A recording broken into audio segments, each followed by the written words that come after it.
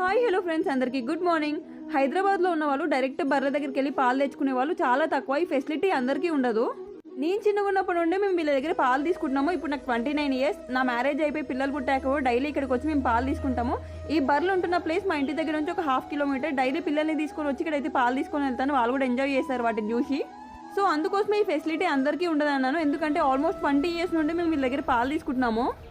నా వీడియోస్ రెగ్యులర్గా ఫాలో అయ్యే వాళ్ళకి తెలుసు మా ఇంట్లో నాటుకోళ్ళు ఉన్నాయని చెప్పి. సో వాటి కోసం మేము ఒడ్లు, బియ్యం, గోధుమలు అవన్నీ వేస్తాము.